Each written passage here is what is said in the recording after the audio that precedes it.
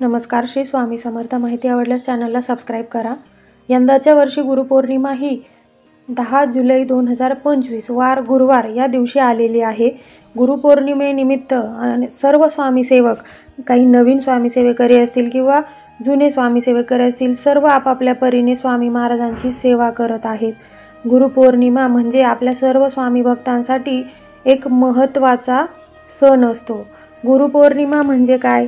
आपल्या आयुष्यात जे कोणी गुरु असतील आपले, त्या गुरूंना मानवंदना करण्याचा किंवा गुरूंच्या विषयी आपल्या मनात जी कृतज्ञता आहे ती व्यक्त करण्याचा दिवस म्हणजे गुरुपौर्णिमा.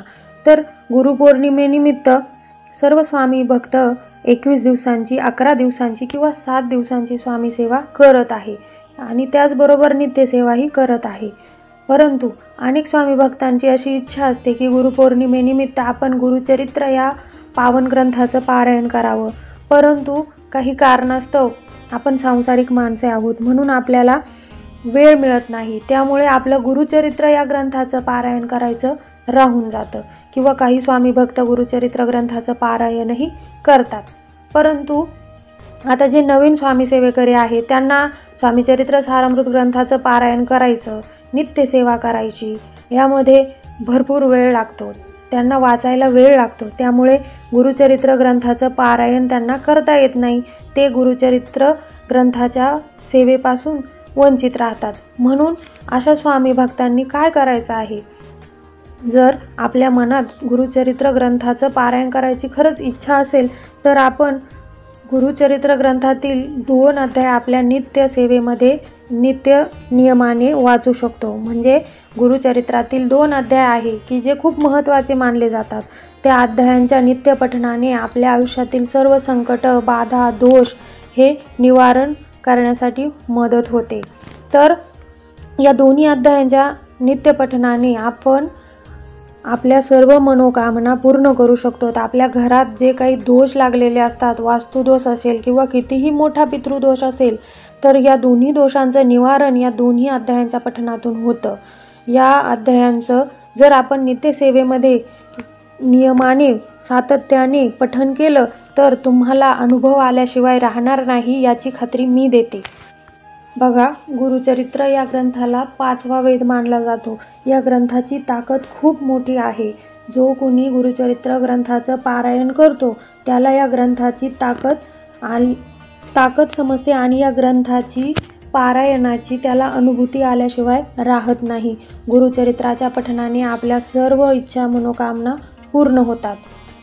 मग आता गुरुचरित्रातील 2 महत्त्वाचे अध्याय आहे जे आपण वाचू शकतो. त्यांचंही पठण तितकंच महत्त्वाचं आहे. तर ते अध्याय कोणते?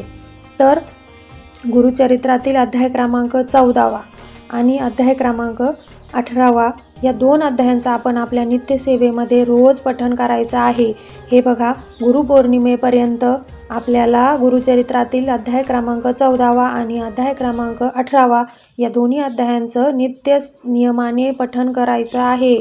या अध्यायांच्या पठणामध्ये, वाचनामध्ये सातत्य असलं पाहिजे. म्हणजे रोज आपण हे अध्याय वाचलेच पाहिजे. तरच तुम्हाला या अध्यायांच्या पठणाची अनुभूती येईल.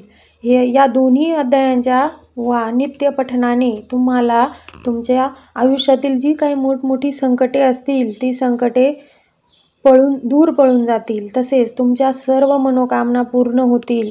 तुमच्या घराला जर वास्तुदोष लागलेला असेल किंवा तुम्हाला काही पितृदोषही असतील तर तेही या दोन्ही अध्यायांच्या नित्य पठणाने निघून जातील. या दोन्ही अध्यायांमध्येही तितकीच ताकद आहे जितकी गुरुचरित्रातील सर्व अध्यायांमध्ये ताकद आहे. म्हणूनच आपल्याला गुरुपौर्णिमेपर्यंत या दोन्ही अध्यायांचं नित्यनियमाने पठण करायचं आहे. आता गुरुचरित्र ग्रंथाचं पारायण काय आपण सारखं करू शकत नाही. वर्षातून 2 वेळा आपल्याकडून गुरुचरित्र ग्रंथाचं पारायण हे केलं जातं. त्यामुळे आपण काय करायचं आहे? फक्त गुरुपौर्णिमेपर्यंतच या अध्यायांचा नित्यपठण करायचं आहे का? नाही. तर मी असं म्हणेल की आपण आपल्या नित्यसेवेमध्ये गुरुचरित्रातील अध्याय क्रमांक 14वा आणि अध्याय क्रमांक 18वा यांचं पठण केलं पाहिजे. म्हणजे नित्यसेवेसोबतच आपण गुरुचरित्रातील या दोन्ही अध्यायांचंही दररोज सातत्याने पठण केलं पाहिजे.